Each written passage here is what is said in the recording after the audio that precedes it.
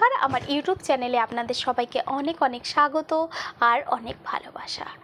আজকের নিবেদন অবহেলিত তারা।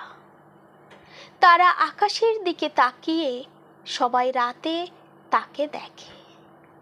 আধার রাতে আকাশ ভরে তাদের আনাগোনা। কত প্রেমিক যুগল হাতে হাত রেখে আকাশের দিকে তাকিয়ে তাদের অদেখা স্বপ্ন বনে। তাদের চোখের তারায় কত স্বপ্ন। আমি কিন্তু ওই আকাশের তারাদের কথা বলছি না, আমি সেই তারাদের কথা বলছি যারা অবহেলিত, যাদের দেখেও না দেখার ভান করি। ফুটপাতে বা রেল স্টেশনের প্ল্যাটফর্মে মায়ের কোলে অযত্নে অবহেলায় মানুষ হচ্ছে। গায়ে জামা নেই, পেটে ভাত নেই, তবুও তারা জল করছে। ভালো করে তাদের দিকে তাকালে দেখবে কি মিষ্টি তাদের মুখ, চোখগুলো যেন কিছু বলতে চায়। তাদের এই করুণ চোখ কত মায়া ভরা। এদের শৈশব বলে কিছু নেই। এরা জানে না জীবন কত সুন্দর। এরা শুধু জানে বেঁচে থাকতে। পেট ভরে দুটো ভাত খেতে হবে, তাও কি পায় জানা নেই। এই ছোট্ট তারা যখন বড় হয়, যদি সে ছেলে হয় তাহলে হারিয়ে যায় সমাজের কোনো অন্ধকারে। আর যদি সে হয় একটা মেয়ে, ভাবলেই শিউরে উঠতে হয় তার পরিণতি কী হবে।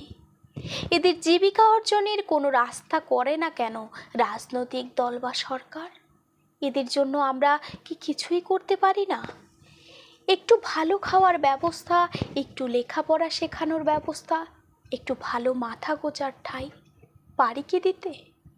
যদিও এখন অনেক স্বেচ্ছাসেবক সংস্থা এই বিষয়ে এগিয়ে এসেছে, আর অন্যদিকে তাকিয়ে দেখো একটা ছোট্ট তারার জন্য কত ঘর অন্ধকার হয়ে আছে। কত কষ্টই না করছে কোনো নারী। সে চায় মা হতে, চায় নিজের ঘর আলোকিত করতে।